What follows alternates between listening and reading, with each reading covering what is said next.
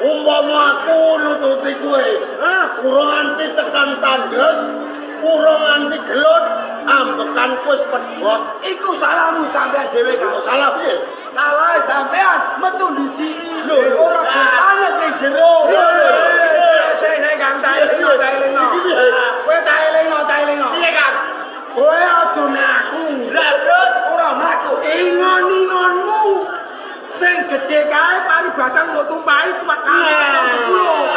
Wis tak dol. Gajah. Tak dol. Alah.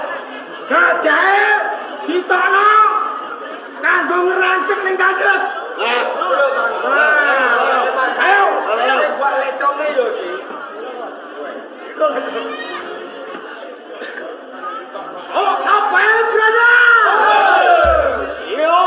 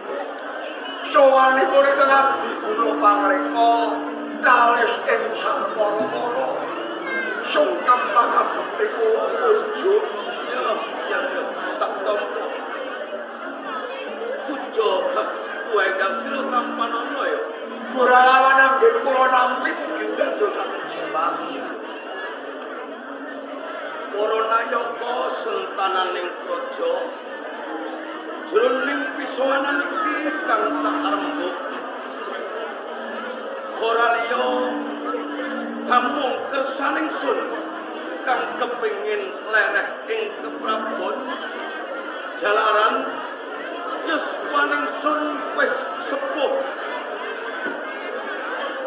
ingsun wis pikun tanpa ngembang rodaning pemerintah ingsun kepingin ngenomake raja manut pinemune Mas Patih Gendrojo kepiye Duh sinuwun Prabu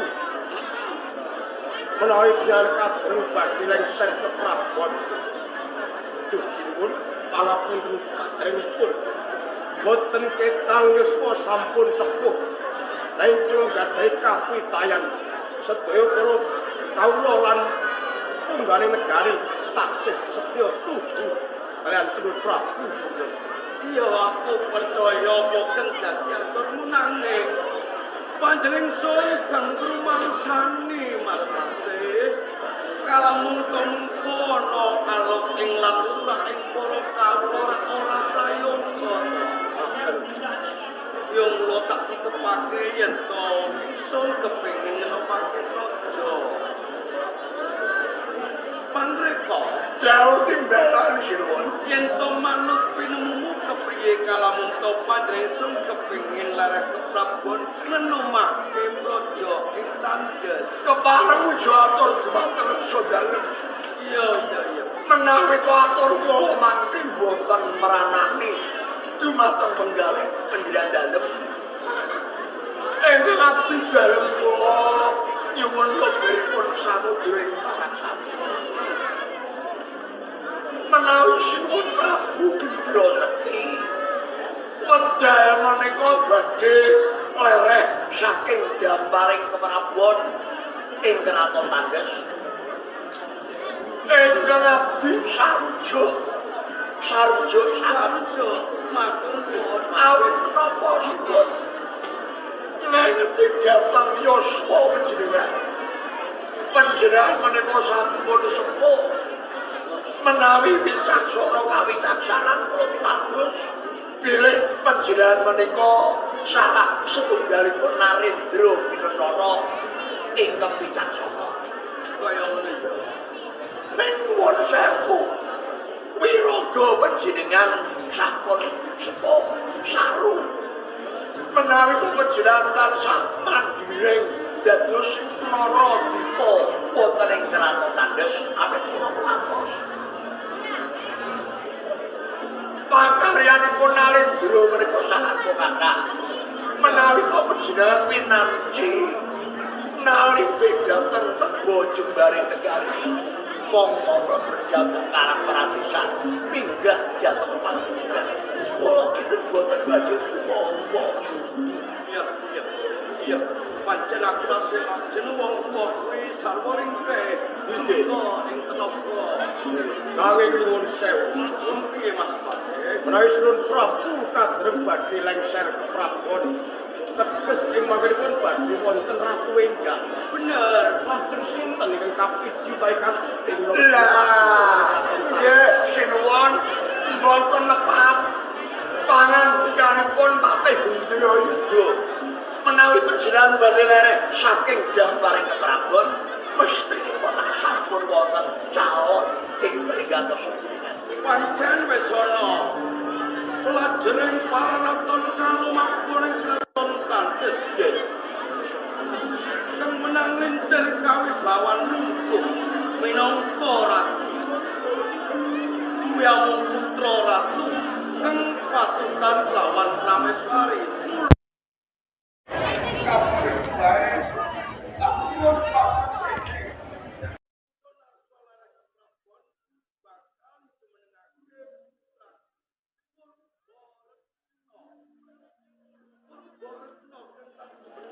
Mas Patih lan kowe jaya mangreka kepriye manut pinemumu Mas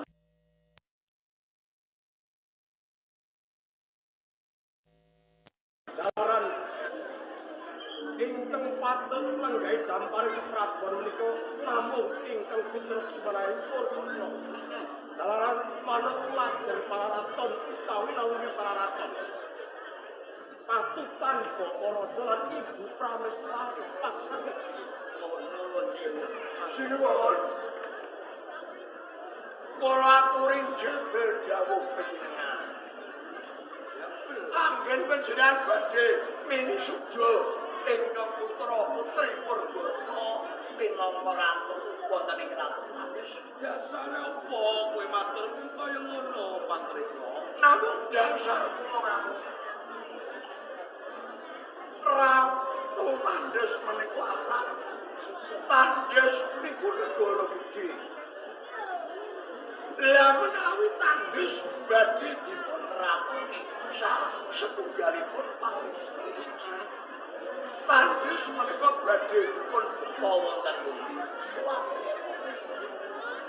Ujaripun para sarjana sujananing budi. Pawestri menika wonten paribasan Melayu kabutan Minjuk mentelung kabutan Blung. Menapa badhe puapa ingkang putra putri Purbarna dados ratu wonten ing kraton Tandus. Mila suwun sampun ngantos ingkang putra ingkang dipun jumenengaken. Nene, Patrika, semurne aturmu miyas kelawan wanita. Kaya-kaya kowe ora percaya kalamun wanita kuwi bisa ngubengke jantrane pemerintahan oleh Kraton Tandus. Kaya ana tetembungan wanita lan priya saiki wis ora ana bedane. Yen lungguh padha ceneke, yen to ngadeg padha dhuwure. Lan meneh coba dieling-eling lembarane sejarah kang wis kawuri. Ana kraton gedhe kang aran Kraton Keling Kalingga iki. Ing kono sapa kang jumeneng dadi Narendra ora liya Putri Sima kang sinebut Raja Sima. Ewa semono anggone ngubengake jantrane pemerintahan ambek adil para marta mula ora ana nayaka sentana kawula. Ora mung kuwi kraton gedhe kraton Majapahit kencar-kencar gayuh kencana rekti sapa ratine ora liya Sri Subasiti Kencana Wungu. Kowe aja ngias kelawan kabisaning wanita, Patrika. Sinuwun. Dawuh panjenengan dalem kelangkungan. Tandus menika dede kraton Keling Kalingga. Ratu Sima menika sampun kondhang kalupa. Ratu Sima menika salah setunggalipun titah ingkang kejodohan Wahyu Nurbuadraja. Sinten Kencana Wungu Majapahit? Turas Bramartunjung Narendra Agung Bintoro. Beda kaliyan kang putra. Bedane manggon ngendi? Purbarna menika namung sak putranipun Narendra wonten ing Kraton Tandus. Pilosipun kula ngeman resaipun negari Tandus. Sampun ngantos Purbarna kula gadah jaju ingkang pantes dipun jumenengaken. Lerek ketembungmu kowe rasa rujuk Purbarna jumeneng ratu. Jalaran kowe wis duwe jago sing bakal kok golo-golo minangka Bumantinata ing Kraton Tandus. Oh, temepat. Sopo Kanjeng Pangeran Durawangsa.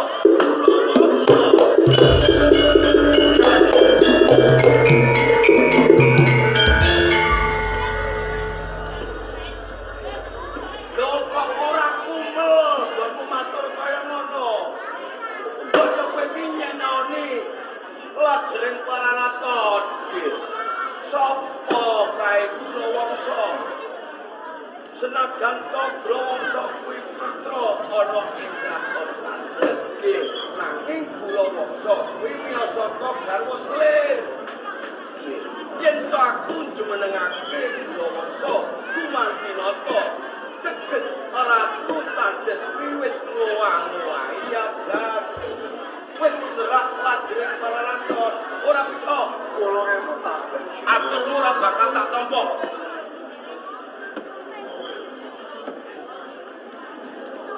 aturmu ora tak tampa tetepe Purbarna kang bakal Kumantinoto ana ing kraton Tandes kula ngene manepate apa sakabeng Purnayaka Sentana lan kawula wis padha siaga ing gati sawega ing diri kalamun iki dina Purbarna kang tak jenengake Ratu. Monggo enggal-enggal dipun purwakan. Oh kaya ngono ya.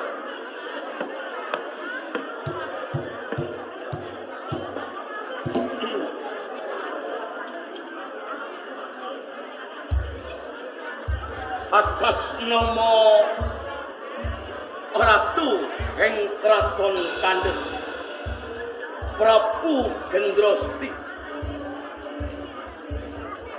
panimbang yuswa kang wis sepuh arsa ngenomake praja anutepake sapa amutusake Putri Purbaretna kinarya Ratu ana ing Kraton Tandes.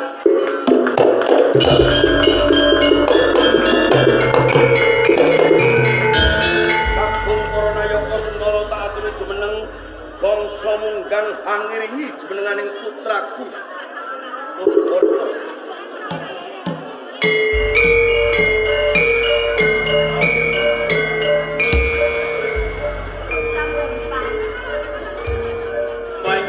Pangestu kutumplak jeneng sira muga wae jeneng sira wawalan kuat ngembat pradata laku adil wicaksana mring kawula tatat tangguh tanggung jawab enggal punggono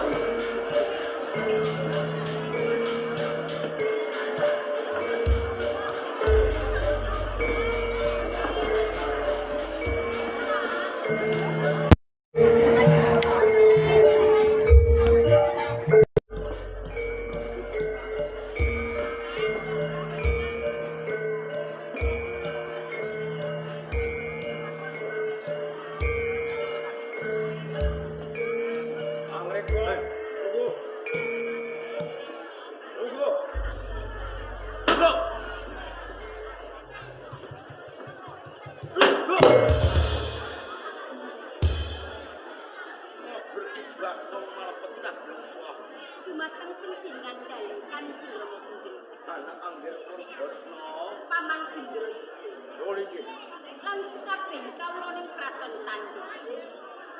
Sakwise penjenengan lenggah Gempar Maisondan jumeneng ratu ning Kraton Tandes, penjenengan arsa tambah gelar Juwita Ratu Purbaretna.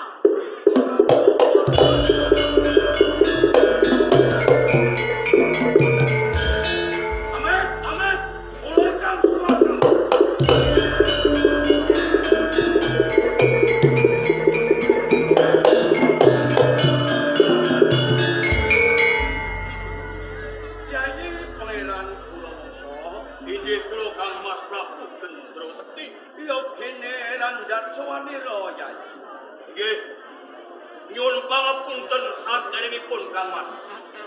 Ing menapa ngantos wan kula menika randhak awit tasih wonten pakaryan ingkang dereng saged kula rampungaken. kaya ngono ya. Nanging Kang Mas, saderengipun kula menika minggah wonten ing Kraton Tandes. Kula menika mireng jumlegipun mriyem kaping 3. Surak kemuruh ambata rupa. Napa wisudan calon ratu sampun kawitan Kang Mas. Wis kelakon ana jumenengan Yai. Lajeng sinten ingkang kapiji? Ora liya anak kakulunanmu. Purbaretna minangka Ratu Tandes Yai. Purbaretna.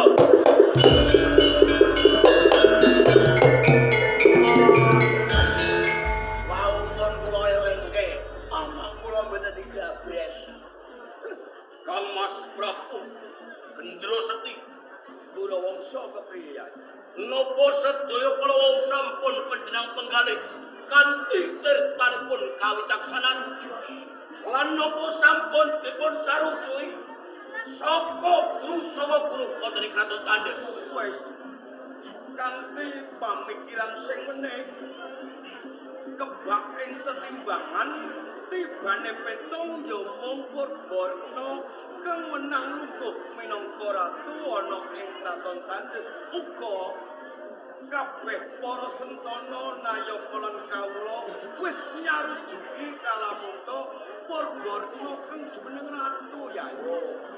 Nanging Kamas senajan kawula saka guru kang sarujuk Purbarna dados ratu wonten kraton Tandes, nanging niki wonten saka guru ingkang boten sarujuk Purbarna dadi ratu wonten kraton Tandes. Sapa Yayi?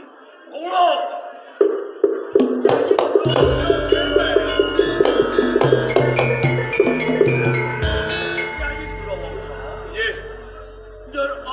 dasarmu dene kowe ra sarujuk kalamunta Purbarna kang lungguh minangka ratu ing kraton Tandes. panjenengan pengin mangertosi inggih menapa ngantos kula menika boten sarujuk yen Purbarna menika dados ratu wonten ing kraton Tandes. Bener. Awet kula kepengin dadi ratu wonten ing kraton Tandes.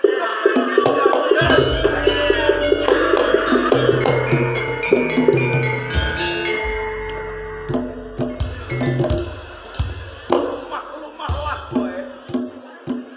Pencilaan pendopo jajakan. Yayi Gulawangsa. Inggih kula Kamas. Apa aku ora salah ing pangrungon? Babar pisan mboten. Ngene, tak jarwani ya. Apa sebabe pun Kakang jenengake putri Purbarna minangka ratu ning kraton Tandes? Jalaran manut Sarasila, manut para raton kang menang lintir kawibawan kuwi pancen Purbarna jalaran. Purbarna kuwi miyos saka garwa Prameswari putraning ratu. Mbok yo kowe iki mulat sarira hangrasa wani. Pincetana awakmu. Sapa to Gulawangsa? Gulawangsa senajan to putra ratu ana ing kraton Tandes. Nanging kowe iki mung lahir saka garwa paminggir utawa garwa selir. Langka yen to kowe iki bisa dadi ratu. Paling pol nutupmu mung pangeran pati.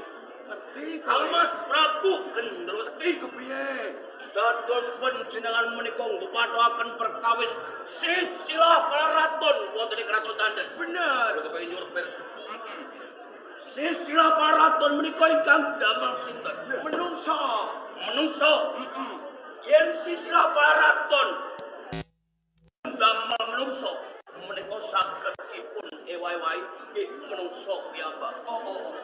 Kowe dipathokan wong sing gawe menungsa, sing ngowahi ya menungsa. Nggih. Ning yen to iki kowe kepengin ngowah-ngowahi silsilah para raton, lajering para raton, iki jenenge menungsa sing keblinger.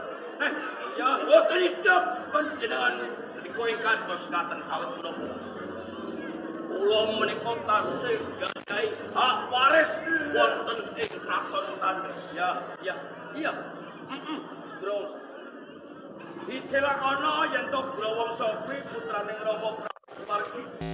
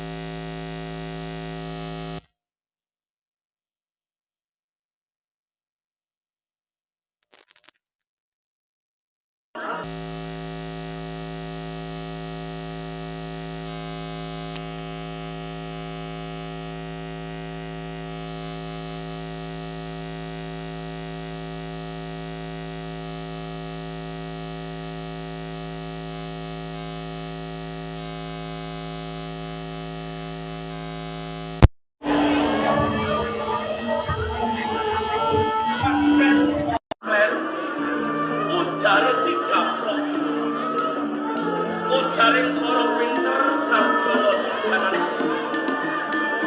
Gegere jagat iki kang jalari wong telung perkara.